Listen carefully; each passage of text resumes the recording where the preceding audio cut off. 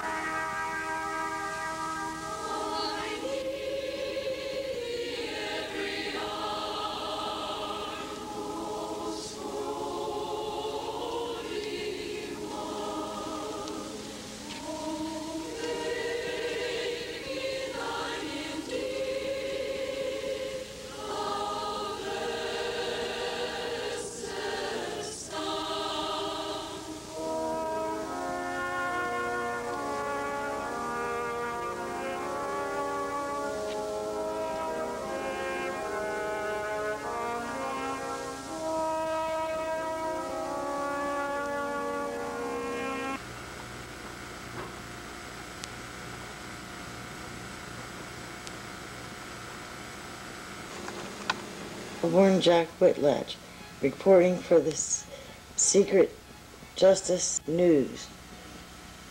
And this are his credentials authorizing him to Good evening, George McDermott with Secret Justice Productions, The Victims Roundtable. Tonight we welcome a new correspondent, W. Jack Whitlatch, Greene County, Pennsylvania, as a new reporter covering the Western Maryland, Western Pennsylvania, and West Virginia courts for Secret Justice Productions. We also welcome Kim Lakowski as a secondary correspondent covering these areas. These are two victims who have been brutally abused by the judicial system in Pennsylvania and West Virginia. authorizing him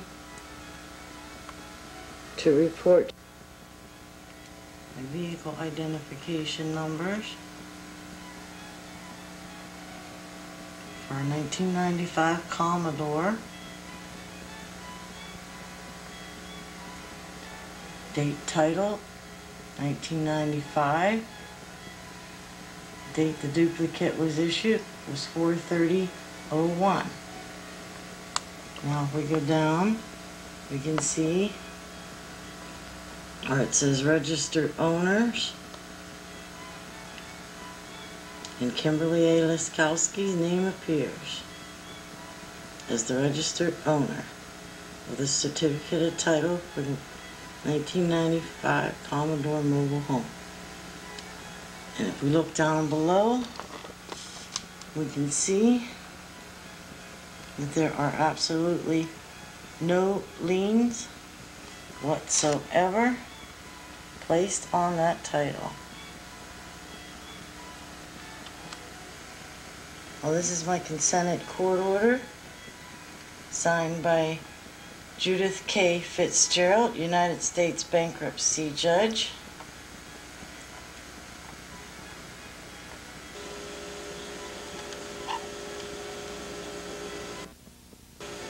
This is showing the whole order. This order is dated the 18th of September 1998, signed by Judge Judith Fitzgerald. And as you can see on her order, she says that they are only secured by a mortgage for 83.5 undeveloped acres located at RD1 Block 74, Windridge,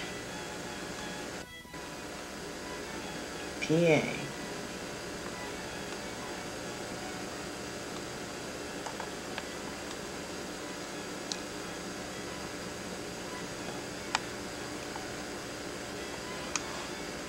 And you can see that she also ordered that by statements of counsel, the evidence, and law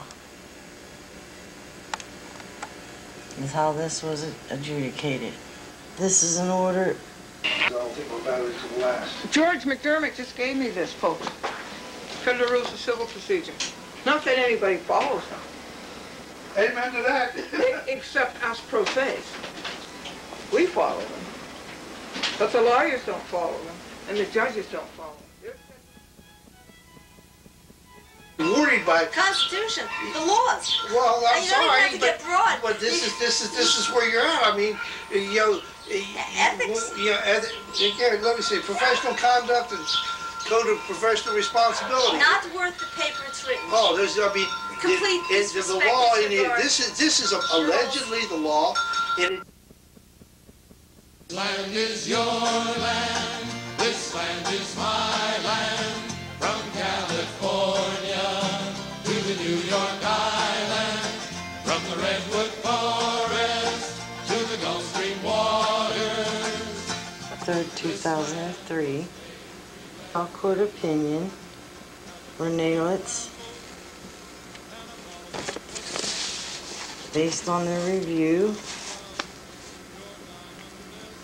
they agree with the well-reasoned decision of the trial court, concluding appellant's present action is barred on the basis of res judicata.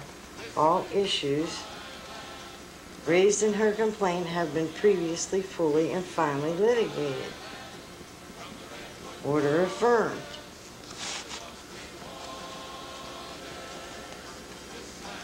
You can see this order is not signed. They say they acknowledge it, but no judge signed it. On the back, we have judgment entered by the Deputy Pathonetary, December 3rd, 2000. Order from the Supreme Court of Pennsylvania Western District, application for reconsideration.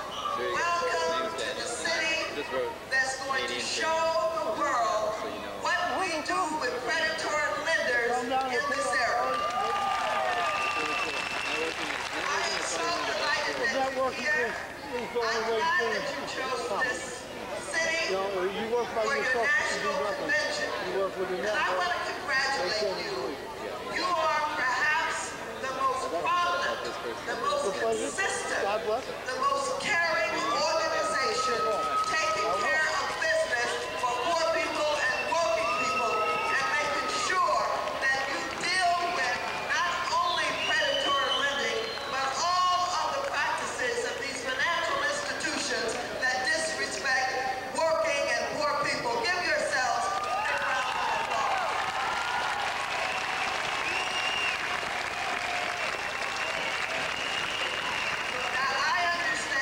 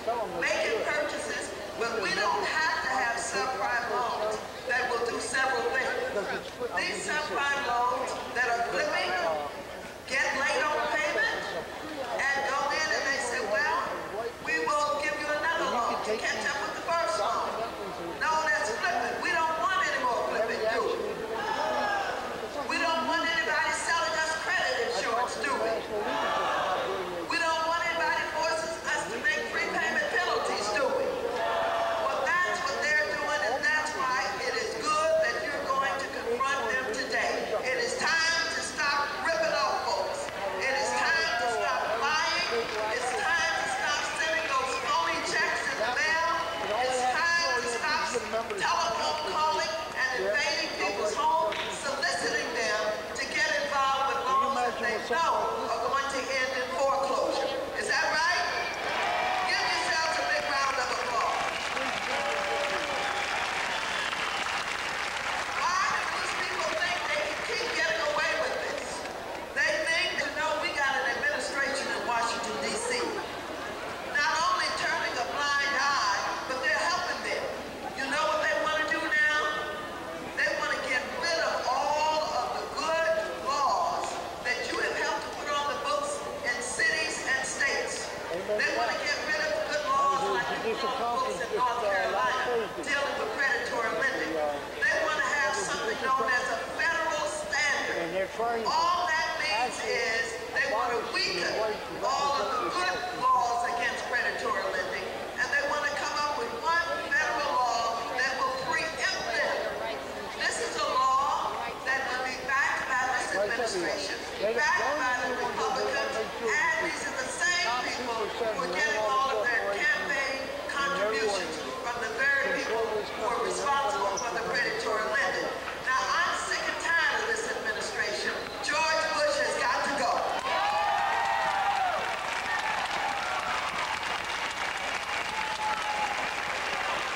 I know that you're not a prophet, and you're not supposed to be into partisan politics, but ladies and gentlemen, half of our problem is George W. Bush in that White House. And when he goes, we want him to take Ashcroft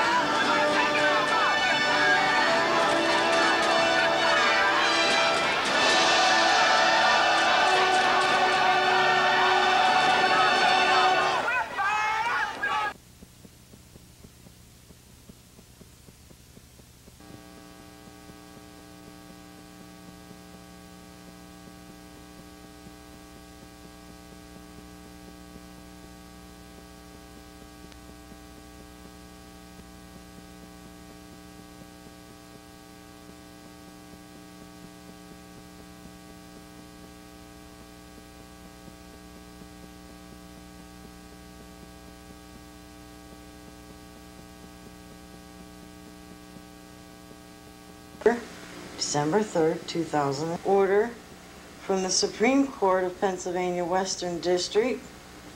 Application for reconsideration. And it's a per curiam order. And on the 5th day of November 2004, application for reconsider is hereby denied.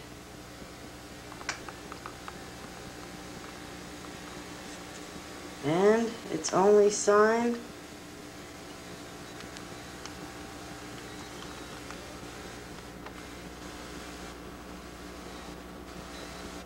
Chief Clerk, Supreme Court of Pennsylvania. Oh, this is my original certificate of title. This isn't a copy. This is the original. As you can see, it says registered owner.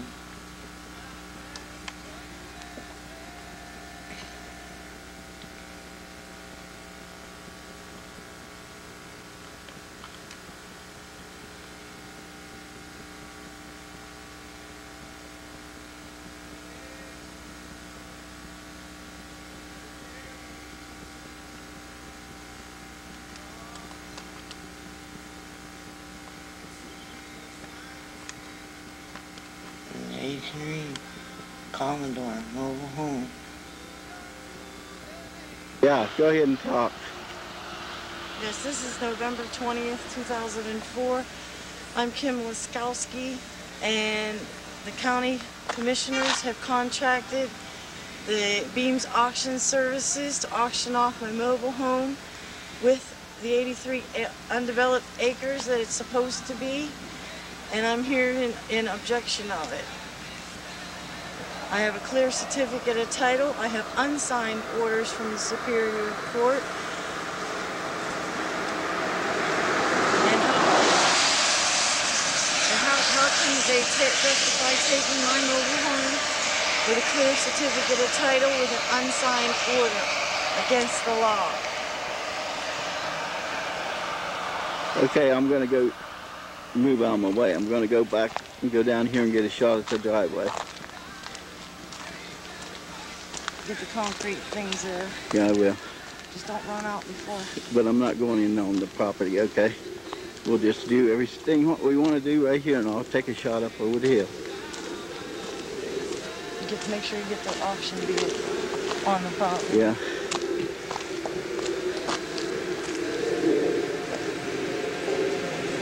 Gotta go real slow.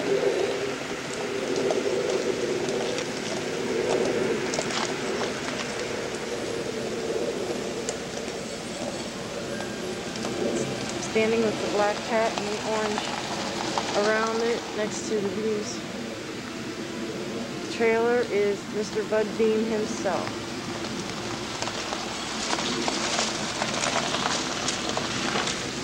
And it's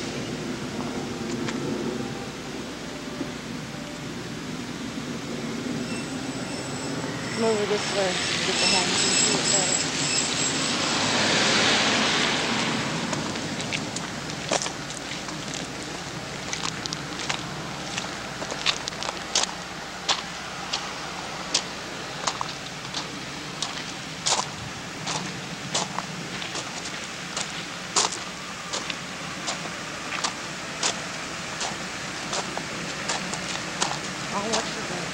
Huh?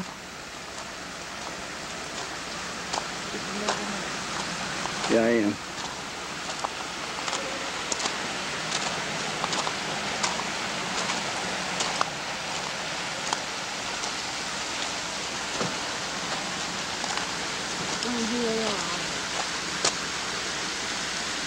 Mr. Beam just got it out in his truck. That's him right there. The other two boys went into the trailer. Now I'm going to shoot up over the hill to the double wide, which is in question on this property. There's the double wide right there.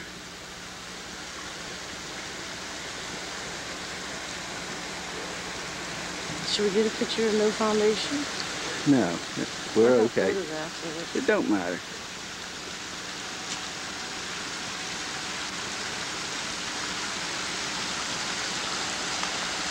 Okay, Kim, I'm going.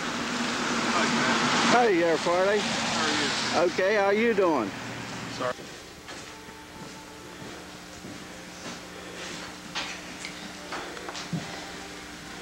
This is the master bedroom. Yes, it is. And we're going into this as a bathroom.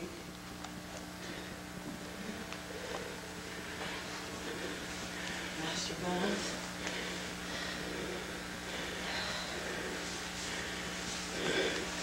You just keep on talking, tell me what we're in. Okay, this is the master bedroom, which I ripped the carpet out.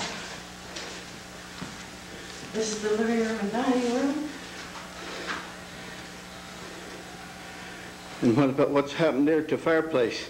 Somebody destroyed it, ripped the gas insert clean out through the roof. And all the carpeting. So they took the pipe out of clear through to the top and everything? Yeah.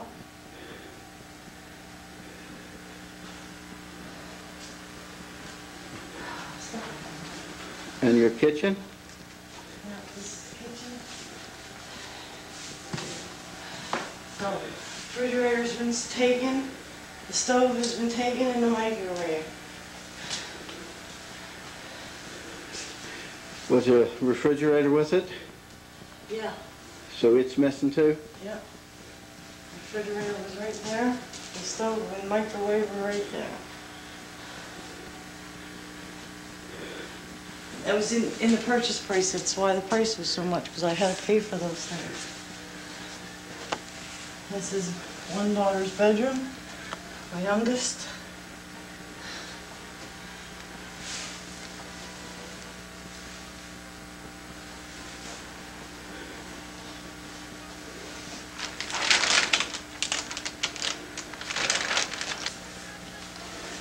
This is my oldest daughter's bedroom. I think you need to ask him you want to know who bought it and what it was bought for. You'd like to have a copy of This is the second bathroom. You hear me? Kim? Uh-huh. You want to be notified of who purchased it, right? This is the laundry room. The things is coming off of that. The hot water tank has been... Hi everyone, this is Kim Liskowski. I just wanted to know what you saw on this tape. You saw the evidence of proof that I own it with the certificate of title, proof of unsigned court orders from the Superior Court, procurum orders from the Supreme Court, bankruptcy orders that say I own it, and with witnessing this tape, you just witnessed county commissioners breaking and entering into my home, the damage that was done to my home, and also how they want to deal with me. Thank you.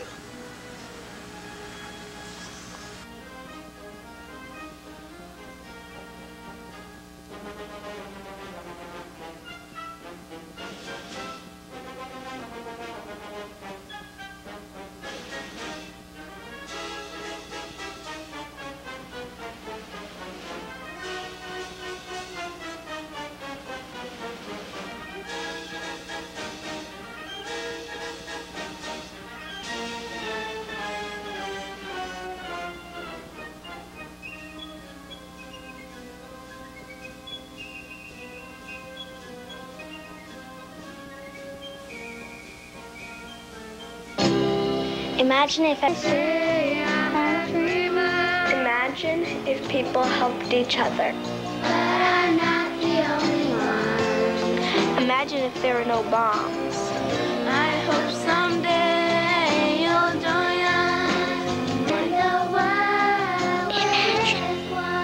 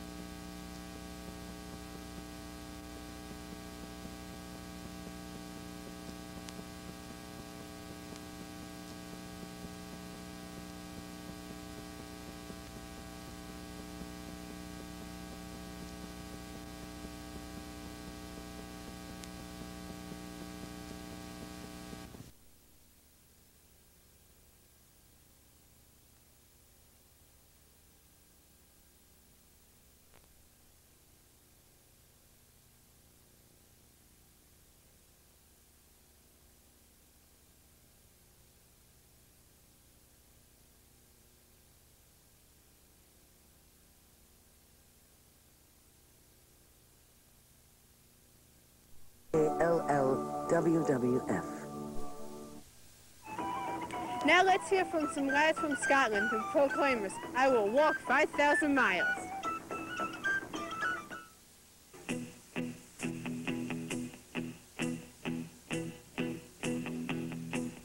When I wake up, well, I know I'm gonna be the man who wakes up next to you. When I go out, yeah, I know I'm gonna be the man who goes along with you. If I get drunk, well, I know I'm gonna be the man who gets drunk next to you. And if I haver, yeah, I know I'm gonna be the man who's havering to you. But I would walk 500 miles and I would walk 500 more just to be the man who walked 1,000 miles to fall down at your door. When I'm walking, yes, I know I'm gonna be the man who's working hard for you. And when the money comes in for the work I do, I'll pass almost every penny on to you. When I come home, oh, I know I'm gonna be the man who comes back home to you. And if I broke, well, I know I'm gonna be the man who's going over you. But I would walk 500 miles and I would walk 500 more just to be a man who walks 1,000 miles to fall down at your door.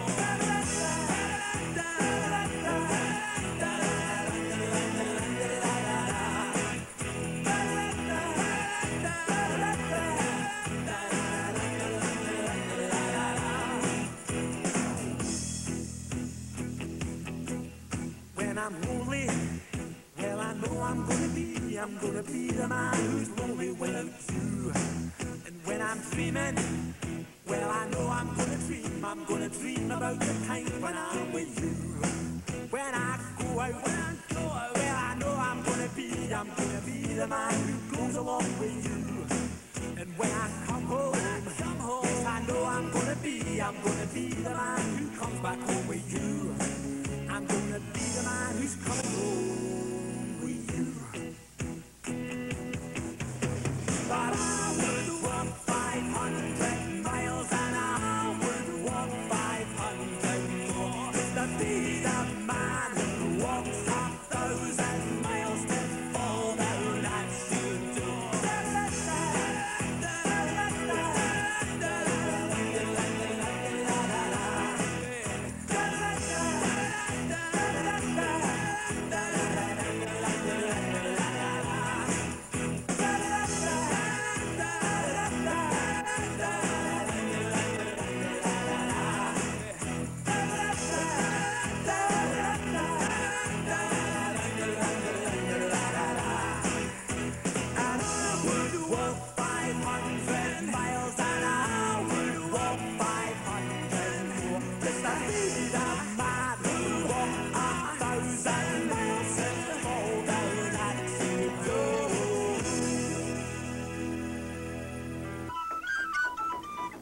Now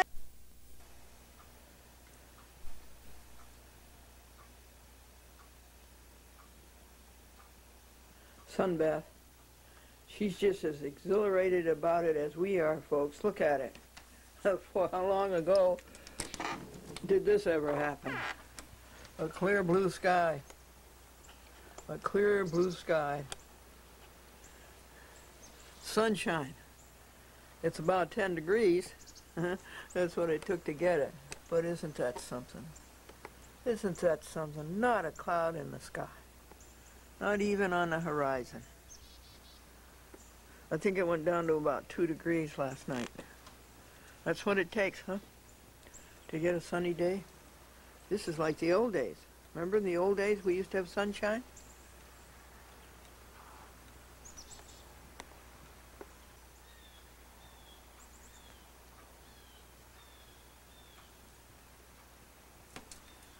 She's so acrobatic. She's so graceful. My plants were dying, I tell you. No sunshine.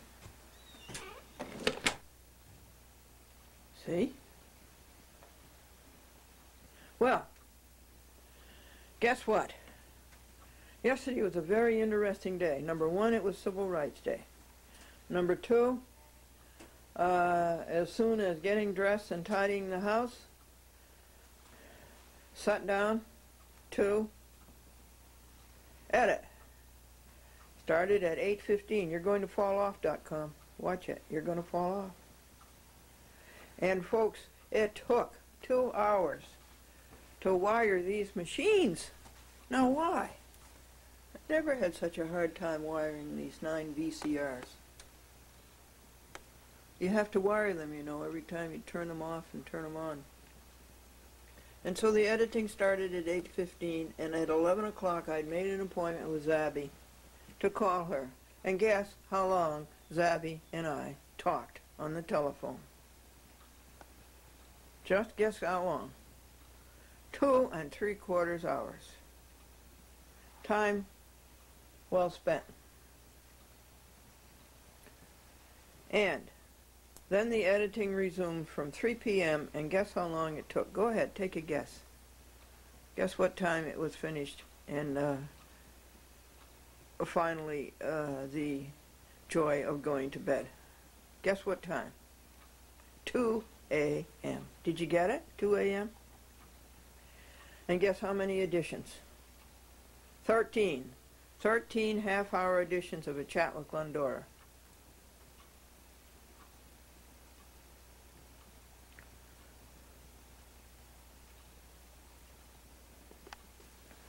The old Joy book is finishing. It's great to have a notebook.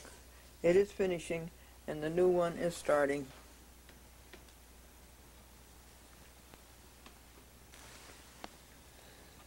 The old one went from December 18th, 2004 to January 18th, 2005. Isn't that interesting? And this will be the last of the cloth-bound composition books. We're going to try a spiral notebook, because the spiral notebooks are so pretty, so dazzling. At 10 degrees, give them their daily bread.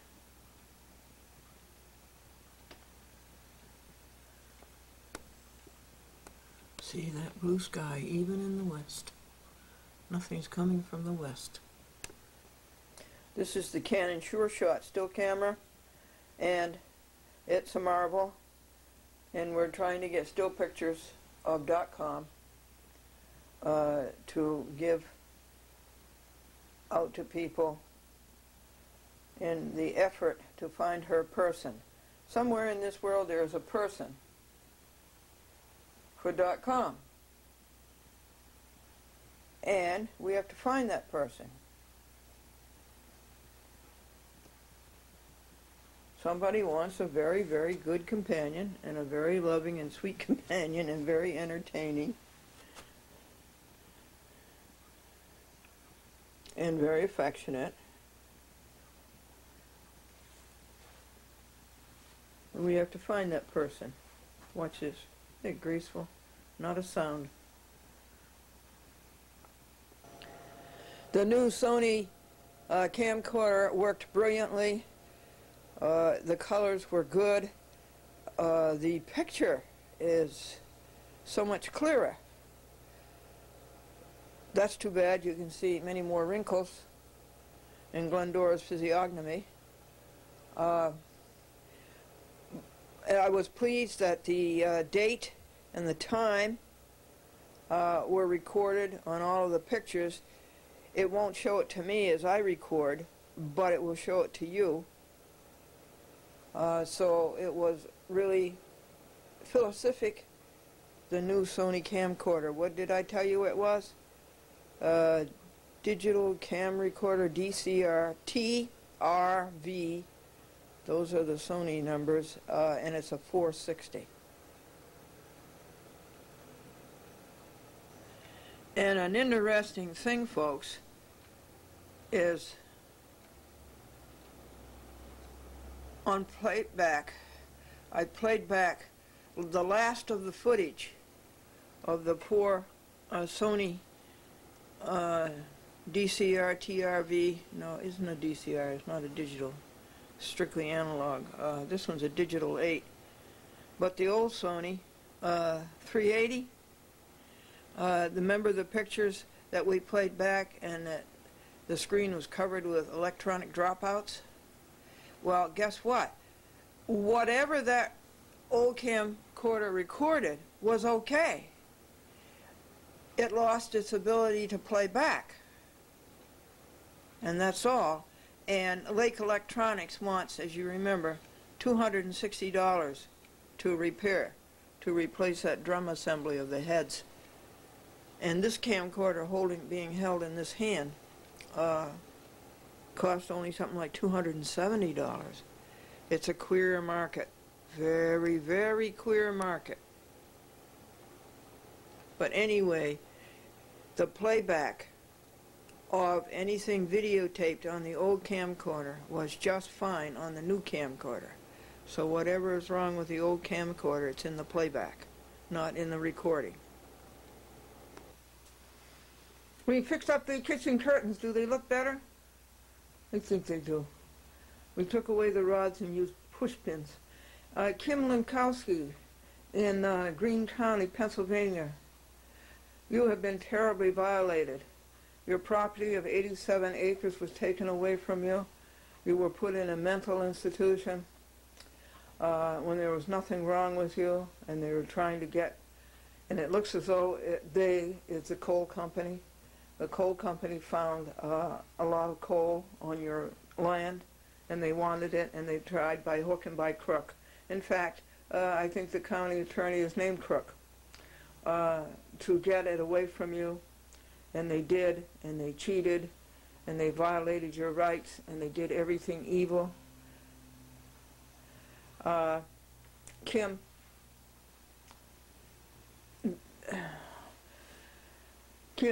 I can just say that you were ornered, okay? This corruption was known by God, and God sent you to expose it, and it looks as if you're winning.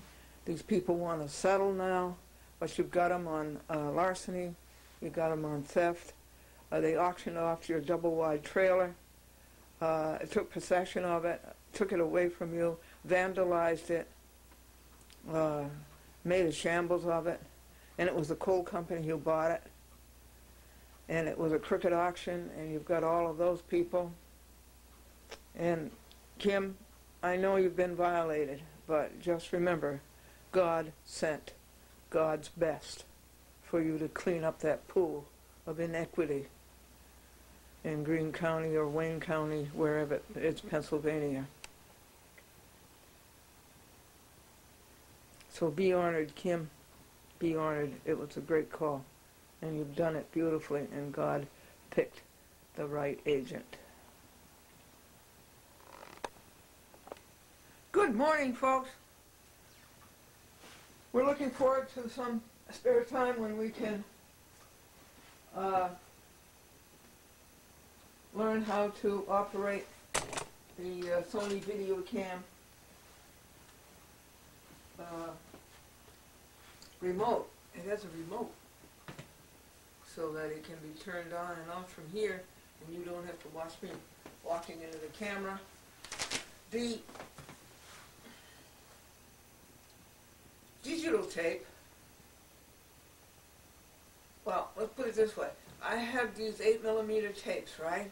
And in the other camcorder, which was not digital, it would take 2 hours.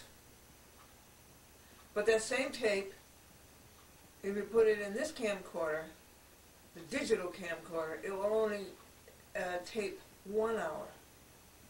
Why is that? And so when tape number 12 was filled up, instead of being 2 hours, it was an hour. So on to tape number 13, instead of being 2 hours, it was an hour. And so with tape 9, and so with tape 4, and so with 3, and so with 2, the last 3 not being high 8. Now why is that? Andy Hersman. Why is that? Call me, Andy, and explain that to me. And so consequently, there wasn't any tape left when Omnibus 24 lawsuit was filed on January the 15th. So here it is, the civil rights lawsuit being filed on at civil rights period. You saw the long list of defendants it was served upon, and you saw the $150 filing fee. And now, just let me quickly and briefly tell you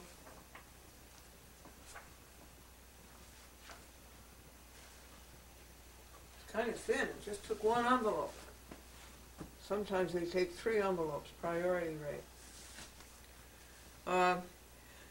This action is not being filed in the Southern District of New York, nor the District of Nebraska, nor the Northern District of Illinois. Do you understand this, clerks? It is being filed in the United States District Court, District of Puerto Rico. Puerto Rico. Rich Port. Glendora plaintiff versus John Tata. And I will read to you the case against John Tata, who I think is the worst public access enemy who lives and breathes today.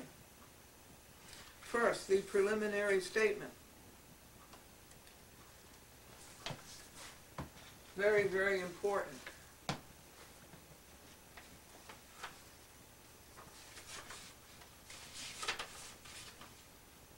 And no holds barred. Federal Rules of Civil Procedure 4D. All defendants have been served this complaint pursuant to Federal Rules of Civil Procedure 4D. See the last 6 pages affixed here too. This is a verified complaint under penalty of perjury. Glendora asseverates that she is telling the truth, the whole truth, and nothing but the truth. So help her God. Defendants have not. And for this, they are being sued pursuant to Criminal Code 18 U.S. Code Section 1001, deliberate misrepresentation. This is a Rule 8 Federal Rules of Civil Procedure notice complaint. Glendora proffers of papers that exhibit the violations of each defendant. Defendants show no acumen covering up their tracks. This court has subject matter jurisdiction because of federal question and or diversity of citizenship. I think they were sued in 16 different states. This court has venue because this is a civil rights case. This is a civil rights action, and civil rights actions can be brought in any federal court in the United States, including Puerto Rico. 95, remember it well, folks. It is conspiracy. By Rule 12, Federal Rules of Civil Procedure, this court must accept Glendora's allegations as true until proven otherwise. Remember, Glendora has a constitutional right to be pro se, and if you, talking to the court, the judge, have a problem with that, then actuate 28 U.S. Code Section 144 and 355, recuse. If you're prejudiced against pro se's, judge, recuse. This action is a legal proceeding by which Glendora enforces and demands her rights in a court of justice. Pro se civil rights actions cannot be dismissed until the plaintiff has the opportunity to, and we quote from Glendora's Victory over Cablevision in 1995.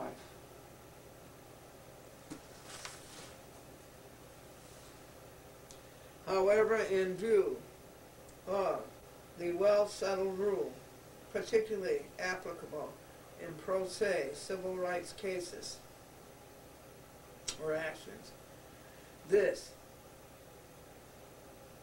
that a complaint cannot be dismissed unless it appears beyond doubt that the plaintiff can prove no set of facts in support of her claim, which would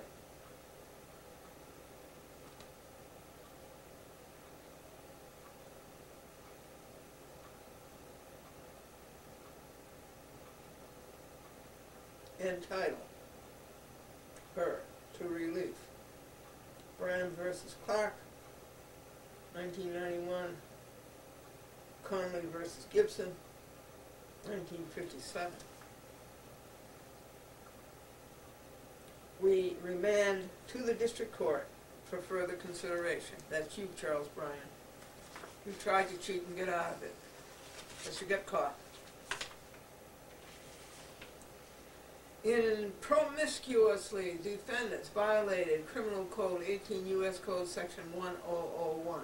Glendora invokes 18 U.S. Code Section 1961 at SAC RICO, Racketeer Influence Crime Organization,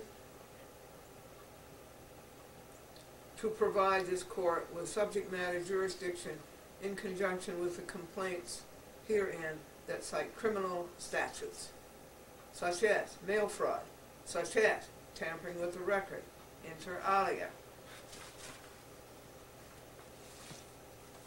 Hold it just a second. I want to check the picture.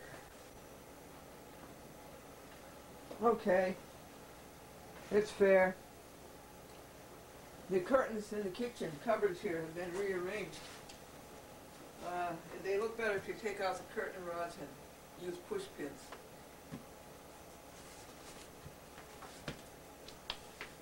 No magistrates. No magistrate is to touch Glendora's action in any way without her consent in writing. This is the law. Title 28, U.S. Code 636. No clerks. Glendora has a constitutional right to an Article 3 judge. That's a federal judge, not a clerk. She insists that a United States judge read her complaint, decide her complaint, and sign every paper. This complaint is to be adjudicated, decided, determined, and pronounced judicially, and only judicially. Glendora will suffer no more of the synthetic, artificial, and addled hoop jumping by kid law clerks with acuminate heads. Glendora is adamant thereon. The controlling phrase in all venue laws, Title 28 U.S. Code Section 1404, and up is, quote, in the interest of justice. Do you hear that, judges? Justice. That's a word you don't know very well. Justice. Congress said what it meant and meant what it said, and paragraph 18 is reserved. We're continuing with a preliminary statement. If you don't give me justice, if you rob me of due process, if you do any of this sua sponte stuff, I want my money back. This $150 comes out of my Social Security. You have a job to do to protect America, enforce the statutes, the U.S. Constitution, and the U.S. Code. You get $140,000 a year plus to achieve the same. That's what you pay them. These federal judges get more than $140,000. Do you think it's up to $150,000 now? This case has to be litigated by the plaintiff and the defendants.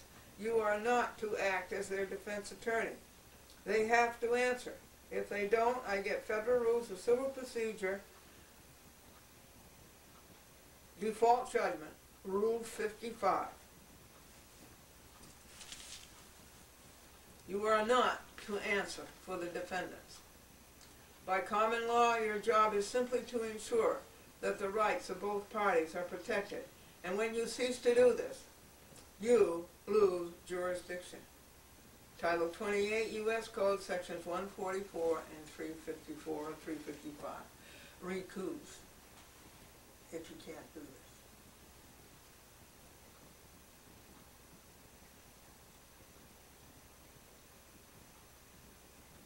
There's a blue jay in the branches of the honeysuckle bushes, contemplating the bread that we put down for them.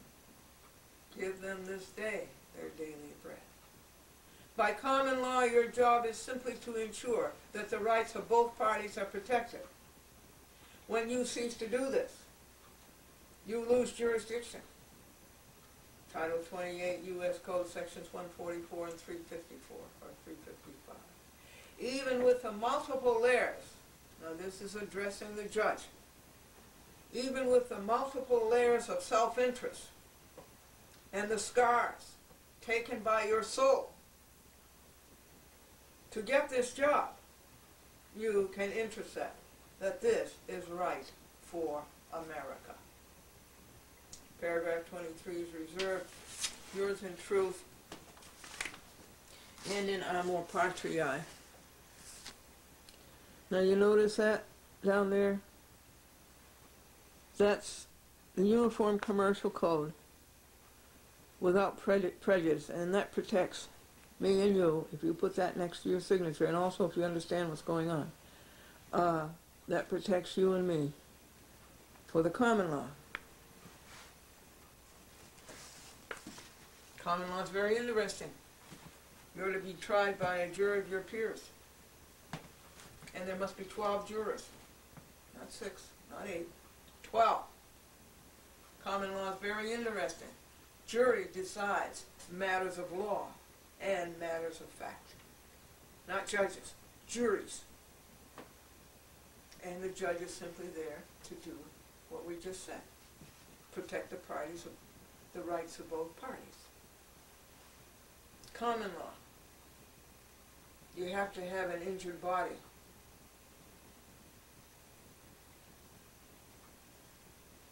When a cop gives you a ticket for not wearing a seatbelt, that cop has to produce an injured party, or he doesn't have a case. He, the plaintiff, state of New York, people of the state of New York do not have a case unless they can produce an injured body. So when you say, without prejudice, Uniform Commercial Code, Article 1, Section 207, you are saying that you are protecting your rights under the common law. Very, very important. Thank you, Anthony Cobello Russo. Thank you, Harold. Henry Harold Williams. Thank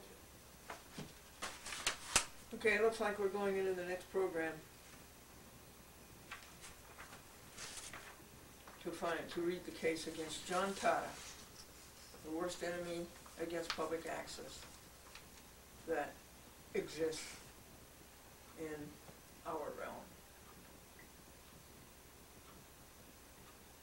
Let me go check the time. This is why the internet is good, because the chat with Glendora can just go on and on. But on Cablevision, you've got to do it in 30-minute segments. We've got 5 minutes. Maybe we can cover it. John Tata. Defendant John Tata has violated egregiously America's right to public access television, mandated by the Cable Communications Policy Act of 1984, codified as Title 47, United States Code 521 et sequitur. Heinously, Tata transgressed Section 531E. No cable operator is allowed to exercise editorial control over public access. We are a forum, traditional and designated. Designated by Congress and traditional ever since 1972. Simultaneously, Tata violated Glendora's public access TV rights under Subtitle 9 New York Code Rules and Regulations. Section 595.4, forbidden cable TV operator editorial control, together with rank violations of first come, first served, and non-discriminatory. Cable access shall be administered on a non-discriminatory first come, first served basis. Further, Tata, with his hired guns, James L. Dolan through Sadler, Stevens, Burke, and Burke, has viciously, violently, vexatiously, virulently, and abominably stolen Glendora's public access television right to Section 229 New York State Public Service Law, Article 11. Not the commission, nor the municipality, nor the cable operator can limit nor prohibit the public's access to television. And mercy, mercy, has he ever. Cablevision Systems Corporation is Tata's enterprise, quote unquote, as promulgated by Criminal Code 18, U.S. Code Section 1961 et al., the Racketeer Influence Crime Organization Act. The motive is always money, ibid supra, get rid of the expensive public access and get rid of public access to use the channel for advertising revenue. The method is always RICO extortion.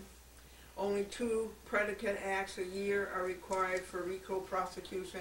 Tata and his lieutenants commit hundreds per annum. In Anno Domini this year alone, 2004, Tata and his accessories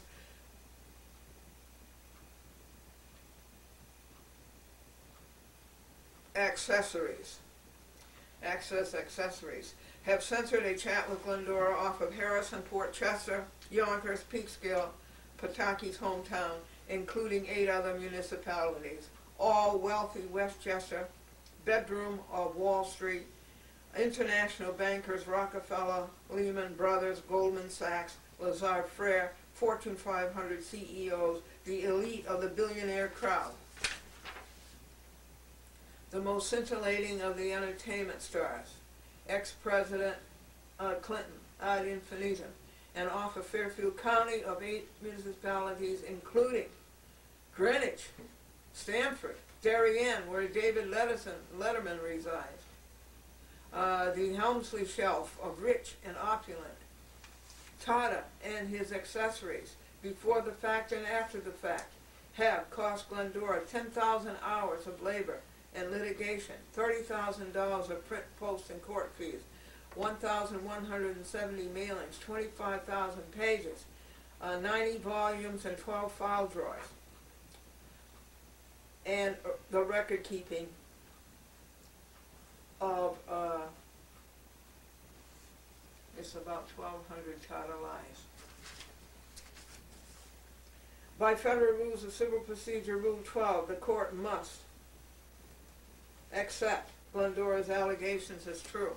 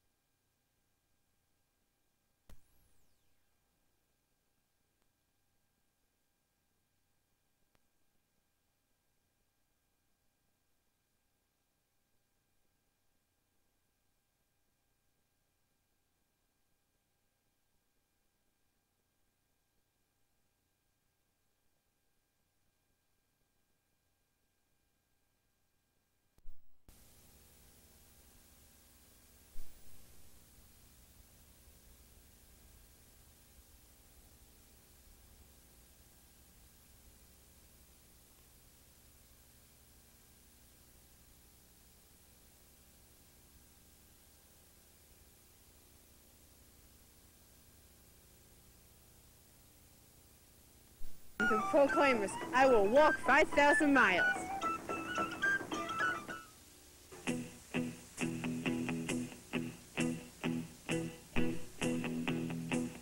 When I wake up, well, I know I'm gonna be the man who wakes up next to you. I go out, yeah, I know I'm gonna be the man who goes along with you. If I get drunk, well, I know I'm gonna be the man who gets drunk next to you. And if I haver, yeah, I know I'm gonna be the man who's havering to you. But I would walk 500 miles and I would walk 500 more to be the man who walked 1,000 miles to fall down at your door. When I'm walking, yes, I know I'm gonna be the man who's working hard for you. And when the money comes in for the work I do, I'll pass almost every penny on to you. When I come home, oh, I know I'm gonna be the man who comes back home to you. And if I broke, well, I know I'm gonna be the man who's going over you.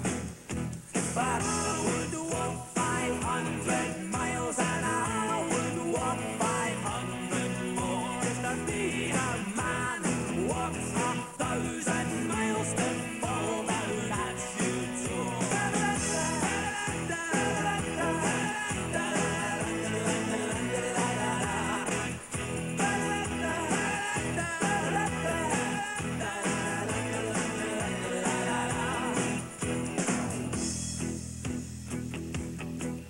When I'm lonely, well, I know I'm gonna be the man who's lonely without you. And when I'm dreaming, well, I know I'm gonna dream about the time when I'm with you. When I go out, well, I know I'm gonna be the man who goes along with you. And when I come home, yes, I know I'm gonna be the man who comes back home with you. I'm gonna be the man who's coming home with you. But I would walk 500 miles and I would walk 500 more to be the man who walks 1,000 miles to fall down at your door.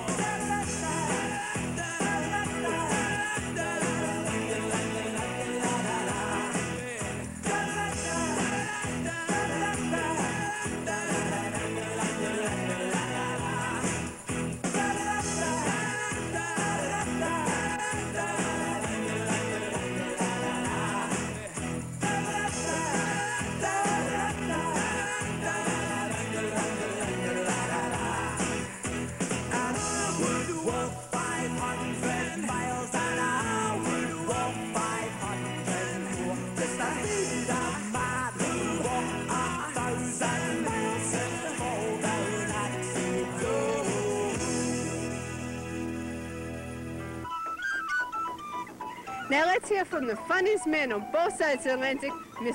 170 mailings, 25,000 pages, 90 volumes, and 12 file drawers.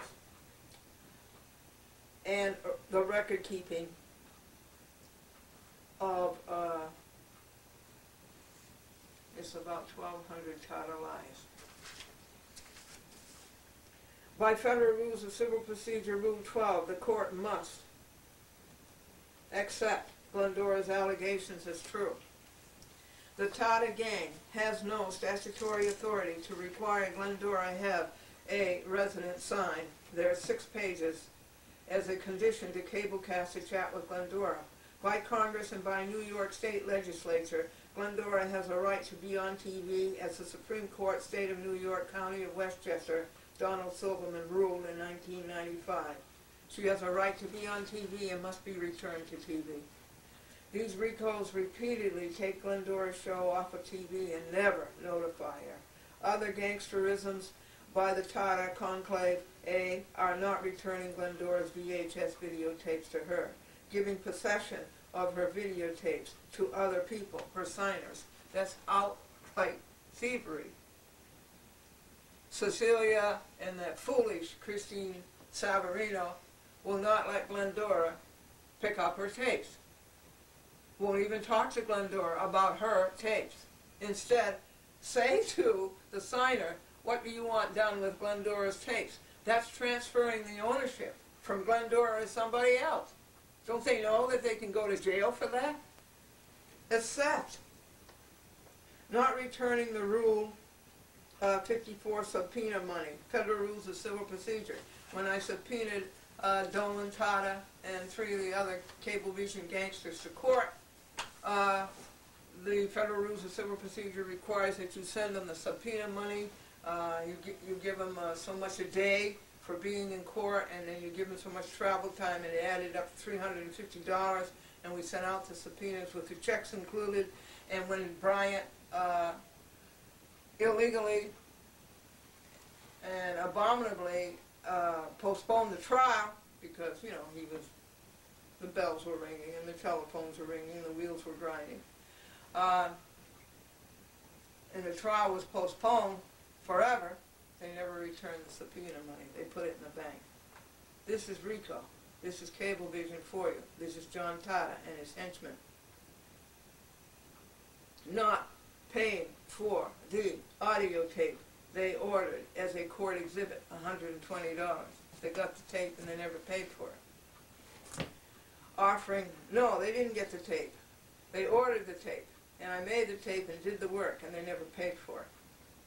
Offering a bribe to the politicos of Southampton, Long Island, to sign the Cablevision contract, which harasses public access producers.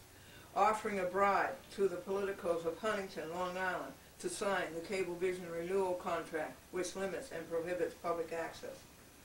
Not letting Cablevision public access administrators, so-called, speak directly to the owner of the TV show, one, the public access producer, that is Glendora, but always through a signer. This limits and prohibits public access against the laws of the state of New York. Calling Glendora's signers and intimidating them until they back off, and Glendora has to go out and get a new signer. This is extortion. Calling Glendora's signers and asking for a utility bill or a driver's license as proof of residency. In other words, telling the signer, you're lying, we don't believe you. Cablevision lies so much they can't believe anybody else who tells the truth. When the signer, in most cases, is a cable TV subscriber, if they want proof of residency, just look in their database. Most of these signers are subscribers of Cablevision. And the proof of residency is in their bill collecting database. This is just harassment. Lying that Glendora's tapes are damaged in the mail and cannot be cablecast. Glendora is on 45 cable TV systems. She called them all, and she asked, do my tapes arrive damaged? Your tapes? No. And Glendora has this all on audio tape. This is John Tata, Cablevision, and all the gangsters who work for him, limiting and prohibiting public access, violating the law, therefore being sued for $183 million.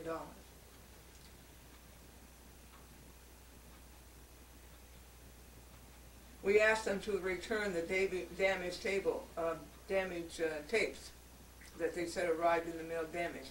No, they did not. Where was the proof?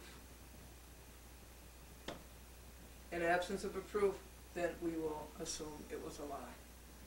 Paying off judges, former John P. de Blasio, who got scraped off of the bench of the Westchester County Supreme Court, state of New York. Paying off judges John P. de Blasio to steal Glendora's shares and trying to enjoin Glendora from suing Cablevision in New York state courts. I still have the stock certificates. The sheriff never came, John P. de Blasio, and your crooked law clerk, Barry Schwersky. Glendora still has the shares. The sheriff never came. De Blasio stepped down from the bench, refusing to show Glendora, a shareholder, the books, records, minutes, and shareholders lists 107 times. What are you covering up? You're another Enron.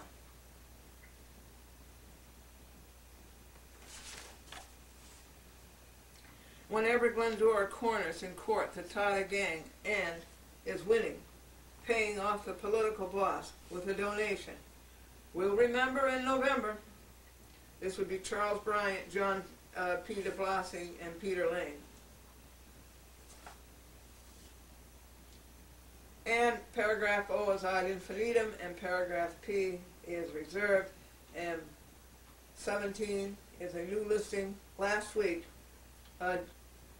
December the 16th, year 4, 2004, Glendora called Cecilia and asked if a chat with Glendora was on in Yonkers. No. Why? Well, she said she never heard of you. How can that be when Glendora has in her hands 6 pages of cable vision papers signed by the Yonkers resident? 3 times, in 3 places. Glendora to Cecilia, but Wesley, the cablecaster, told me it was on. Now this is the 2nd time in the year 2004 that these RICOs have blacked out a chat with Glendora in Yonkers. A very large cable system and many viewers. When Cecilia took it off the TV, did Cecilia tell Glendora? No, because it's too mafia. You know, it's too civilized to notify Glendora and tell her. And of course, they're afraid. You see the gangsterism made by these touted defendants and the gangsterism in which they operate.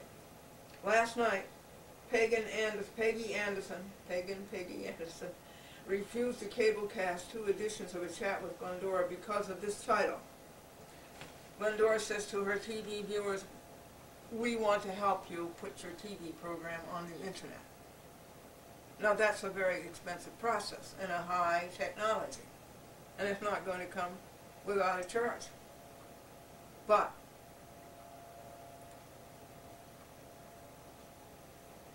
you send $30, imagine that, and we'll put a half-hour show on the internet for 1 month. This is non-profit and it's at cost, and they took that off. Refer to Goldberg versus Cablevision, 2nd Circuit, 2002. Goldberg put up a sign for his defense program. Copies available for $20. Cablevision censored. Goldberg sued. 2nd Circuit ruled it's okay because Goldberg was not making money. He was only furthering information, and that's all that public access is about. This is what Glendora was doing. She was furthering information, helping other public access producers get their programs on the internet.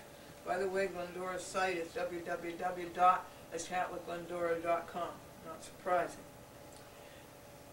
This is the whole purpose of public access, furthering information.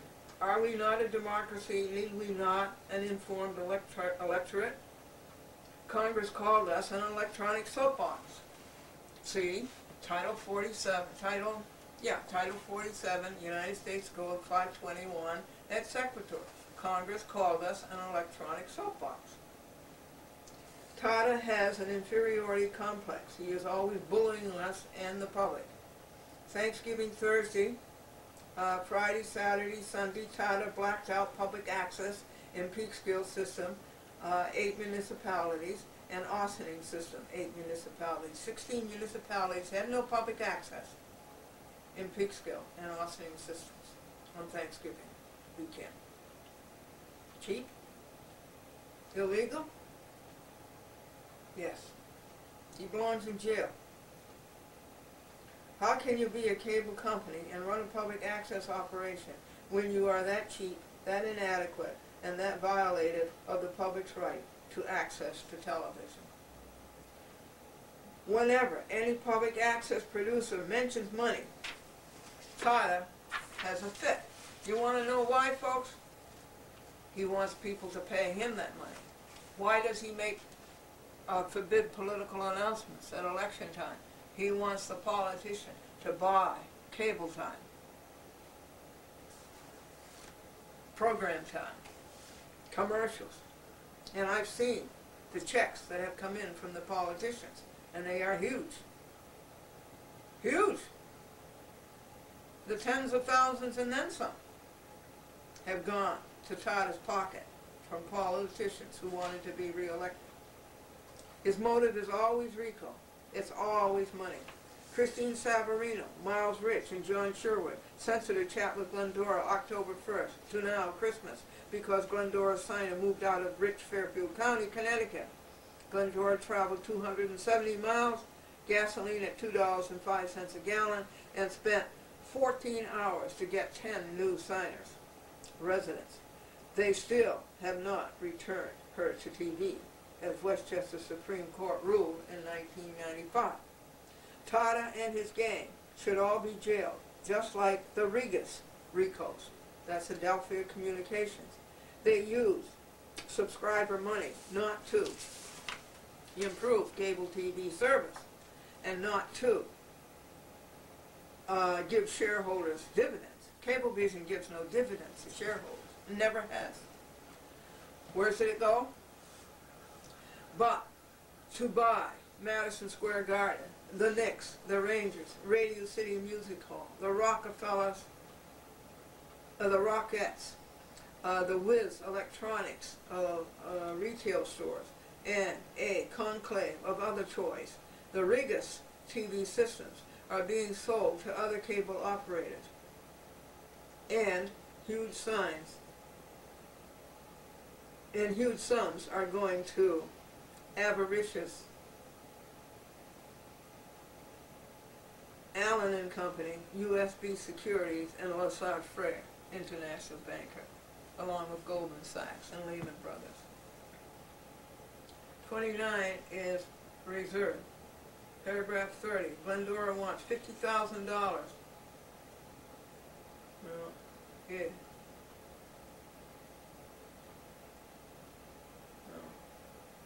million. Glendora wants $50 million compensatory and punitive damages, together with the cost of this action, and injunctive relief, never to take her show off the TV again, or they pay $1 million.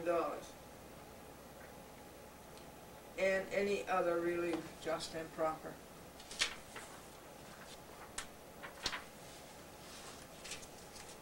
Okay.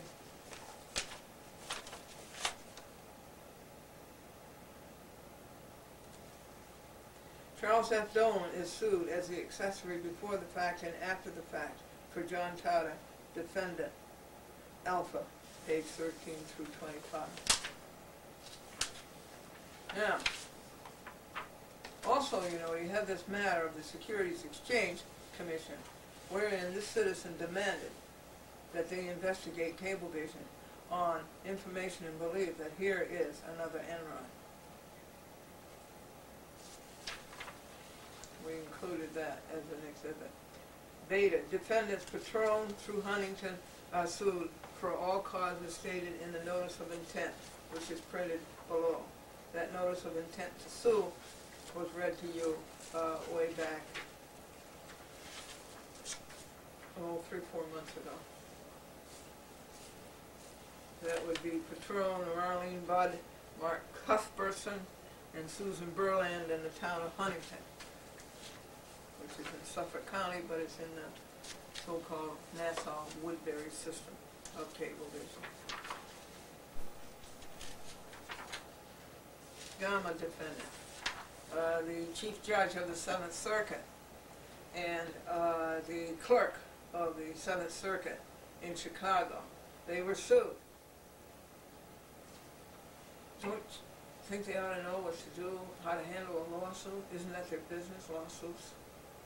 So they get the lawsuit and they make believe they're not sued, and they send it back in the mail, and they even used, Flom even used a postal, in the United States Post Office envelope saying we are returning this. You know the kind of envelopes the post office sends when your mail is damaged, and they send it to you back, which is very nice of them, and they do a good job. Well, Flom used such an envelope. Another charge, mail fraud. And Angelo, the clerk of the Seventh Circuit, made believe that he wasn't sued.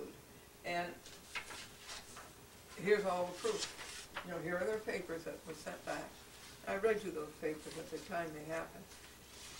I always read them to you at the time they happened. But here are, in their own hand, they were sued in Omnibus 23. This is Omnibus 24.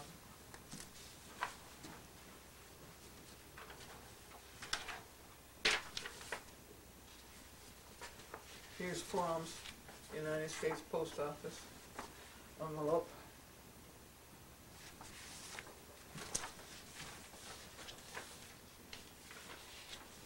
These are federal judges, circuit judges, halfway between the lowest United States court, the district court, and the Supreme Court of the United States, committing these crimes.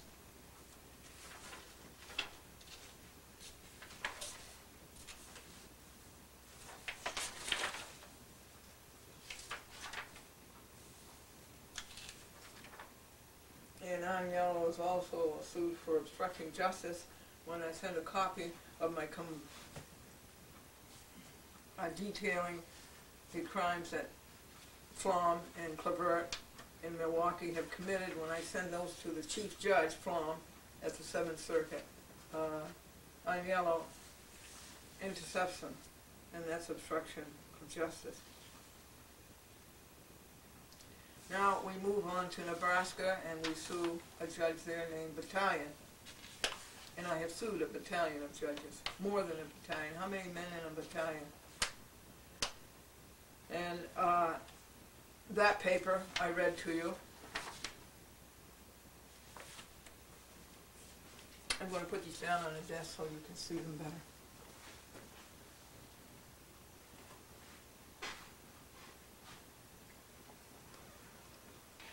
That's the paper to Battalion that was so crooked, his so-called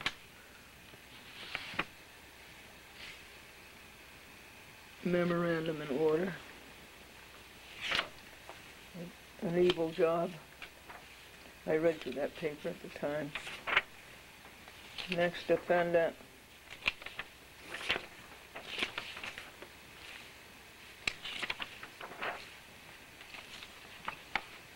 I guess this is the end of volume 1.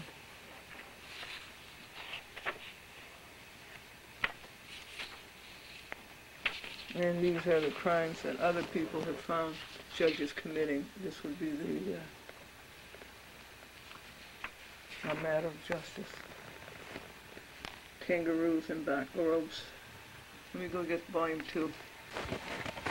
We're talking about omnibus lawsuit number 24. It was filed on January 15th, 2005. This defendant is Mukasey, who is a repetitive and his accessory before and after the facts. He's a repetitive offender. He's been sued several times, and he lies and cheats and deceives that he hasn't been sued. Who is Mukasey? He's a federal judge in Manhattan. And here's the evidence that proves that. You know, we not only allege, we adduce. We produce the evidence. Right here.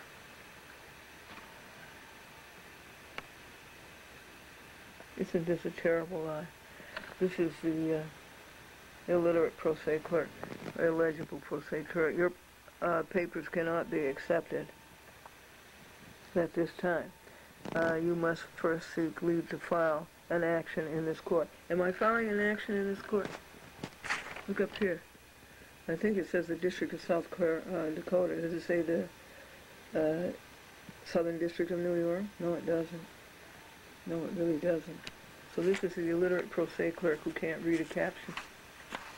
Now, isn't that a terrible lie and a deceit? This is you, Mukasey, Michael B. Mukasey. A separate request to file along with your complaint.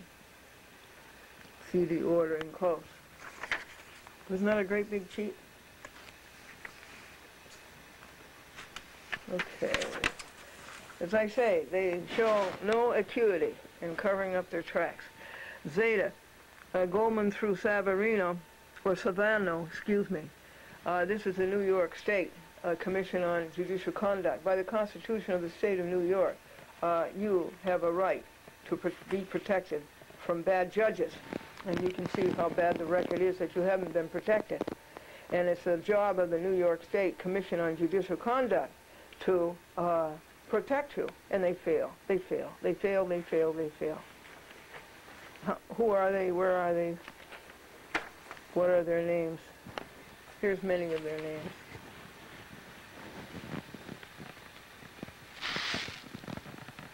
Goldman.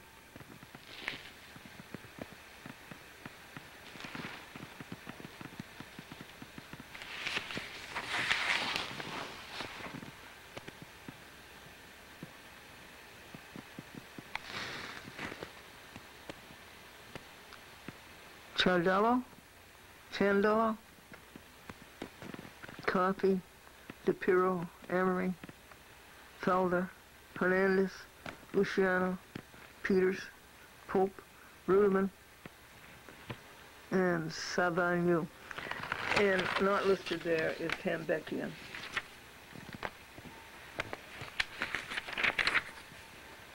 Next defendants are National Association of Realtors, Terrence McDermott, and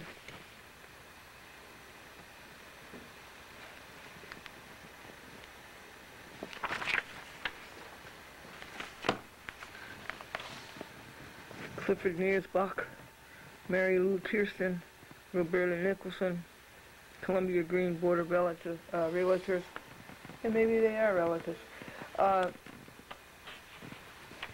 That if a realtor like Natalia and Preferred Country Properties in Chatham, by the way, never go there, if such a realtor violates their standard of code, their standard of ethics, or no, their code of ethics and standard of practice, if you violate it 1 or 2 or 3 times,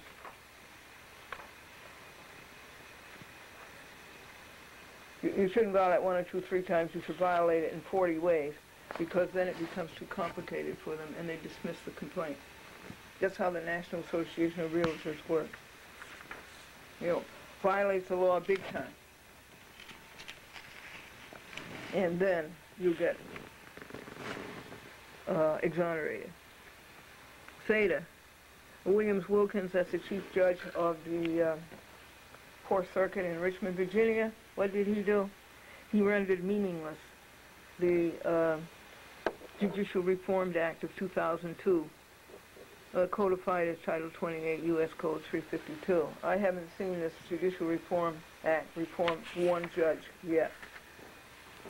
And this is what and how and why Wilkins did it wrong, which was read to you at the time it was published.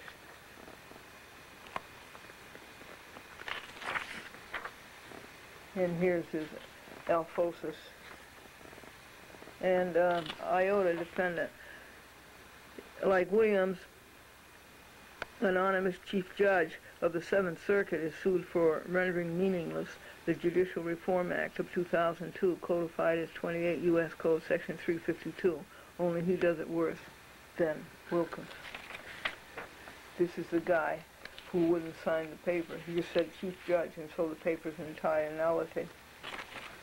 What they try to get away with.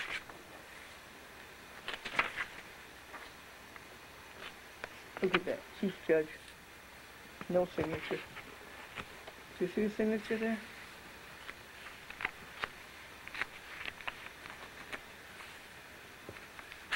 These pages are affectionate. They're stuck on each other. Chief Judge. Chief Judge. Isn't that a great paper? Isn't it a great paper? You know, a 3rd grader could do better. Oh, well, the lengths they'll go to is cheap.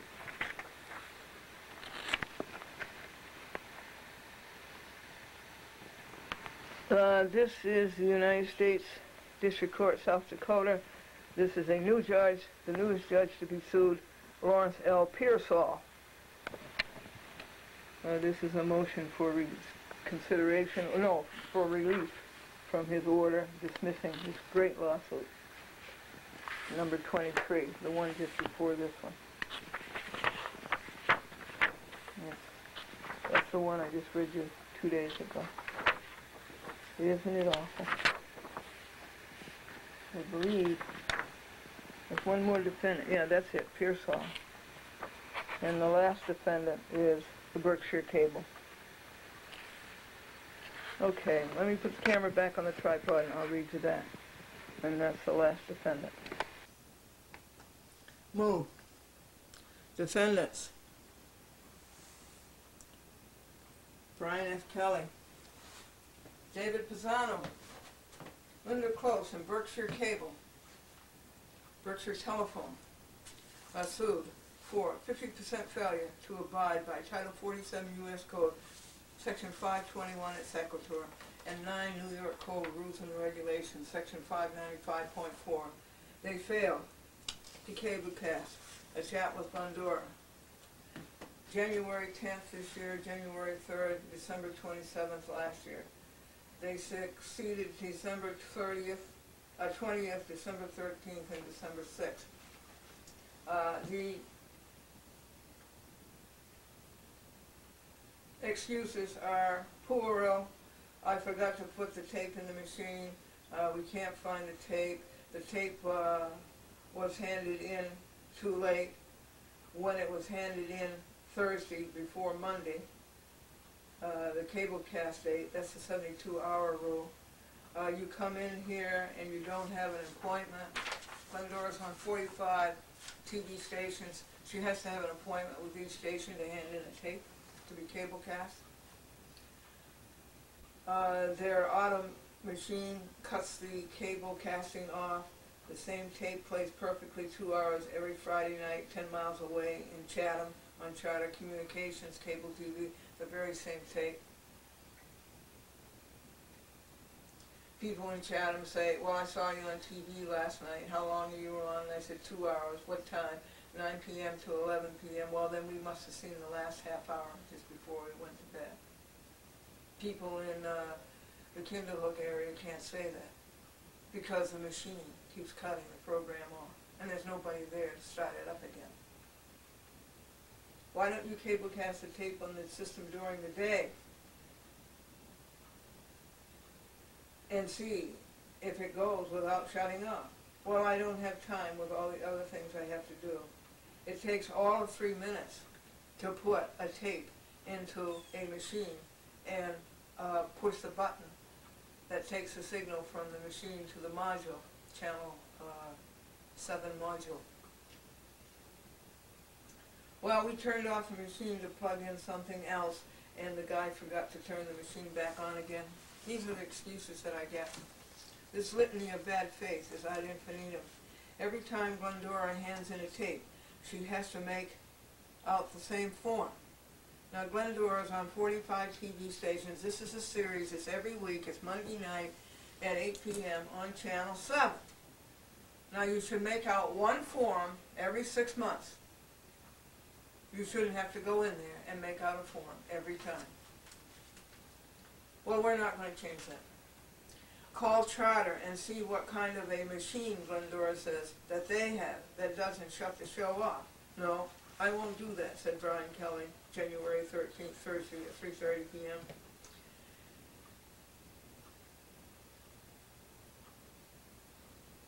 They acted in this peculiar manner since the first day Glendora submitted the first tape. They were a whole month of autism.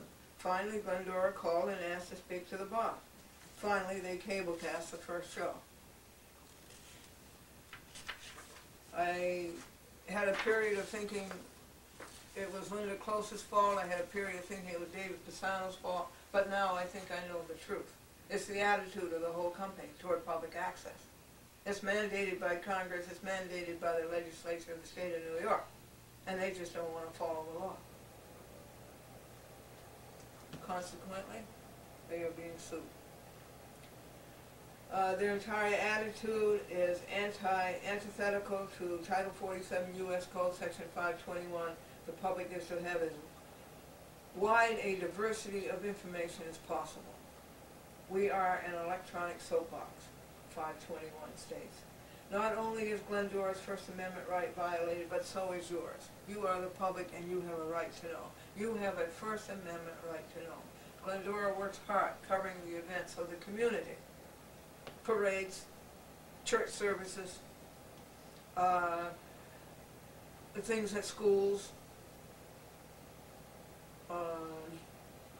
a theater company in which many local residents participated in putting on the Christmas play that was so good. Glendora works hard covering the events in our little community. She doesn't get paid, she pays. Indeed, in the year 2004, Glendora spent $4,200 on a chat with Glendora. And nothing in return. That's all scraped out of the Social Security. Alas, the community never gets to see 50% of these events. Her church series have missed cable casting multiple times. Congregants ask, well, what happened?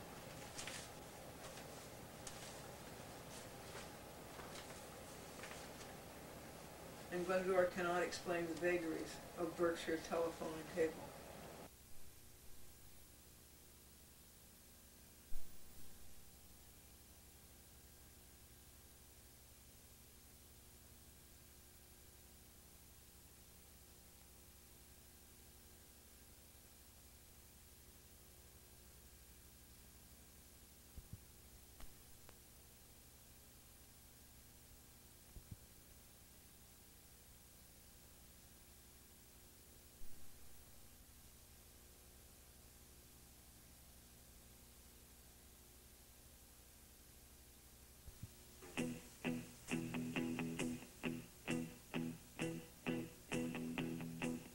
When I wake up, well, I know I'm gonna be the man who wakes up next to you.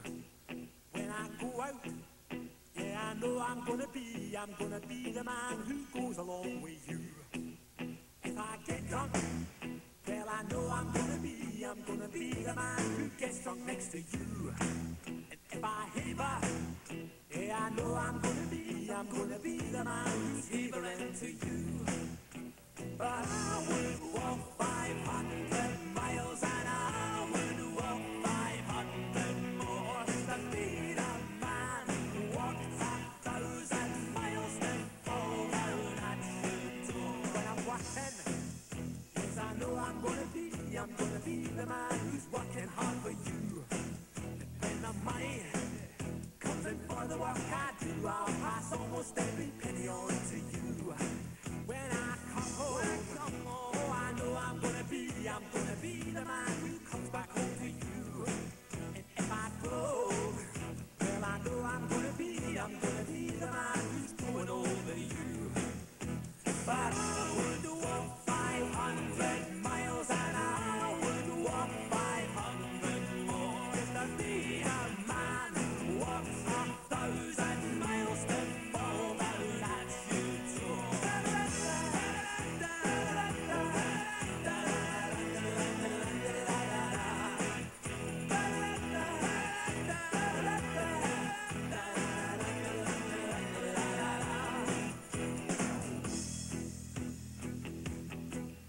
When I'm lonely, well, I know I'm gonna be the man who's lonely without you. And when I'm dreaming, well, I know I'm gonna dream about the time when I'm with you. When I go out, well, I know I'm gonna be the man who goes along with you. And when I come home, yes, I know I'm gonna be the man who comes back home with you. I'm gonna be the man who's coming home with you. But I would walk 500 miles and I would walk 500 more to be the man who walks 1,000 miles to fall down at your door.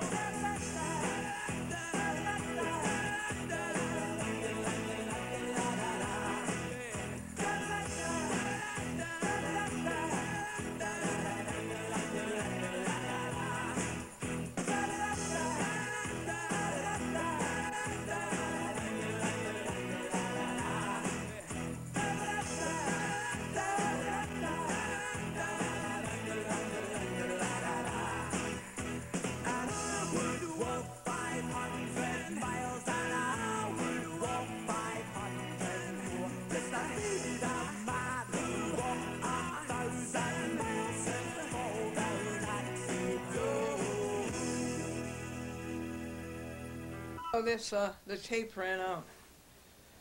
These tapes used to be 2 hours on the old camcorder, and on this new digital camcorder, the tapes are 1 hour. Why is that? The same tape. On the digital it was 1 hour, and on the analog camcorder it was 2 hours. So when the program isn't on, and my congregants at church say, well, where, why, what happened, and when,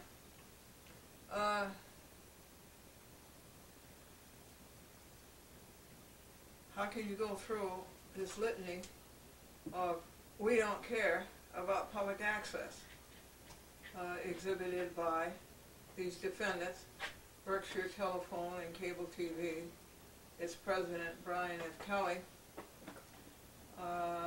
David Pisano, and Linda Close.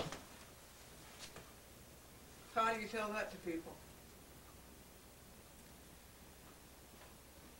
And Glendora is trying to tell you, court, and how is she doing? New York State Public Service Law, Article 11, Section 229 is pellucid. No cable operator shall limit nor prohibit public access. And they've been doing this for months, ever since like August. Brutally, these defendants have transgressed the mandate. These pendent state claims must be adjudicated in this federal court, Puerto Rico. You can't make Glendora file 2 lawsuits over the same cause of action. Tonight at 8 p.m., a chat with Glendora started up at 8 p.m. on Channel 7. 8 minutes later, the machine turned it off, and nobody was on the job to remedy the obstruction of free speech and turn it on again.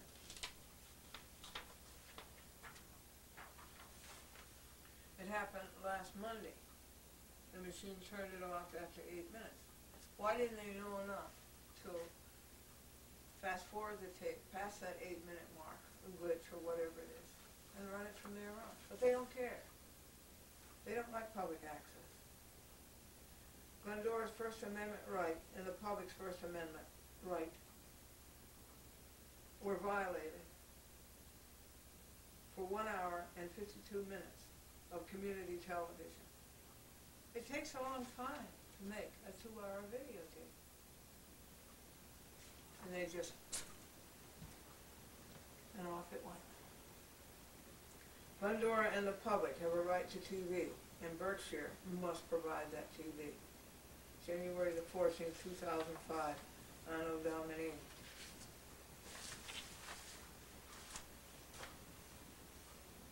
I thought it was very interesting that Brian Kelly, the president of the company, sent out a letter and gave us $2.15 off of our bill last month. Thank you, Brian.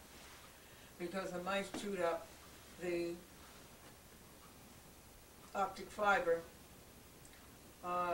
that belongs to Verizon and MCI and Quest. But that Verizon's wires to those wires were okay. And we had no telephone service for a while. And he gave us $2.15. Thank you. But the interesting part of it says, Berkshire Telephone Corporation, or company, whatever it is, 15 Broad Street, Kinderhook, New York, 120, or is it 12106? But here's a telephone company with no telephone. There's no telephone on his letterhead. Here is a telephone company who doesn't have a telephone of their own. Wherefore, therefore, and ergo, Glendora demands and enforces her rights in this court of law, that these defendants cease their lawbreaking as to her, that they pay $180 million in punitive and compensatory damages, together with the costs, fees, disbursements of this action, together with all relief just and proper.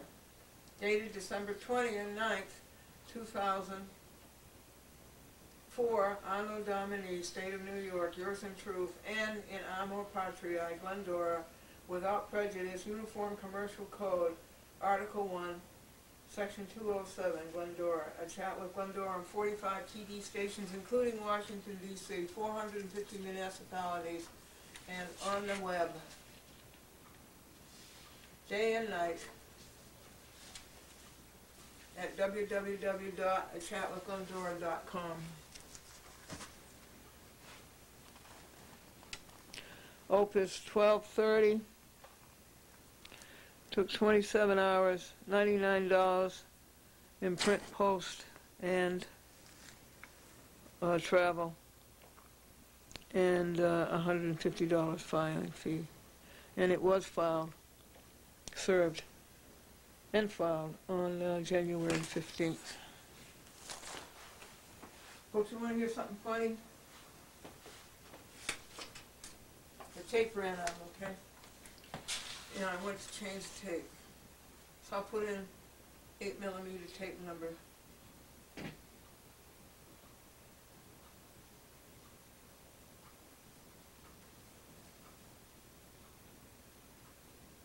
I guess, high 8.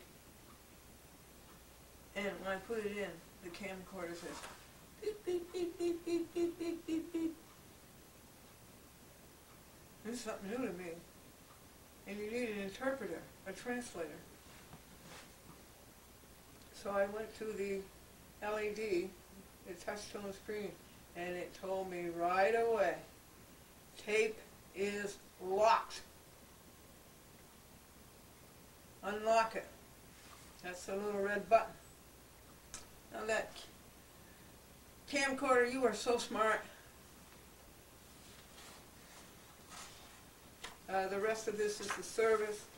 The back cover is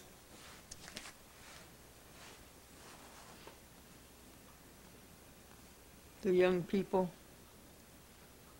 of the year 1956. And there were a few addenda on the envelope for the filing fee. I pointed out that this was a filing fee and that it cost $150, and don't lose it, the way the United States District Court in North Carolina and the way the United States District Court in Nebraska did. Yes, both of them lost the filing fee, of course, on purpose.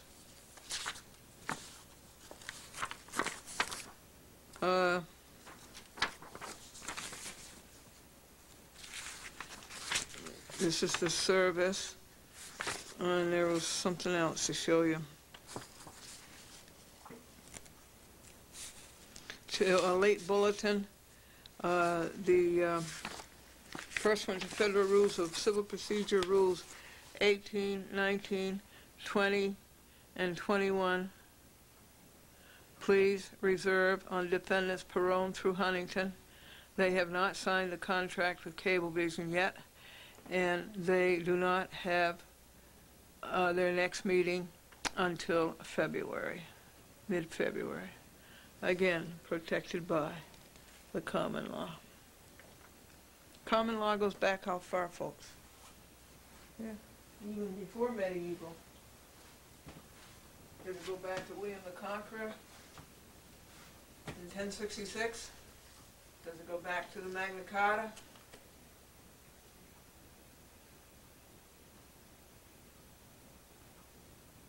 Yeah.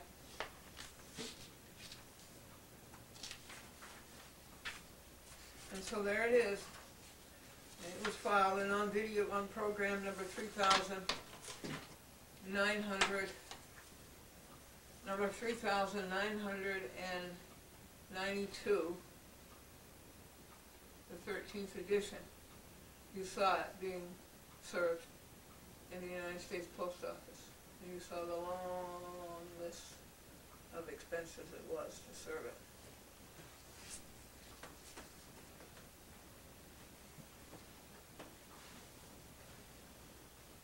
Take our lives and let them be consecrated, Lord, to Thee. Take our hours and our days, let them flow in ceaseless praise. Folks, did you hear the story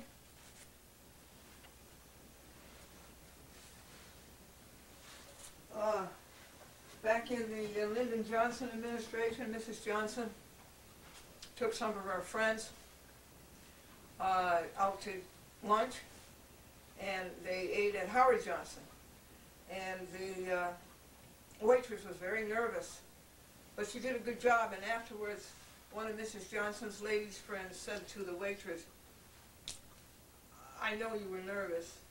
It's not every day that you get to serve the wife of the President of the United States, Mrs. Johnson." She's, "Oh, that Mrs. Johnson? I thought it was Mrs. Howard Johnson." There was a sign on the chief surgeon's, in the Navy, on the chief surgeon's door. There was a sign that one of the sailors put up. It said, "Wizard of Gauze." And let's see what oh yeah, one ghost is talking to another ghost. What did one ghost say to the other ghost? Frankly, I don't believe in people.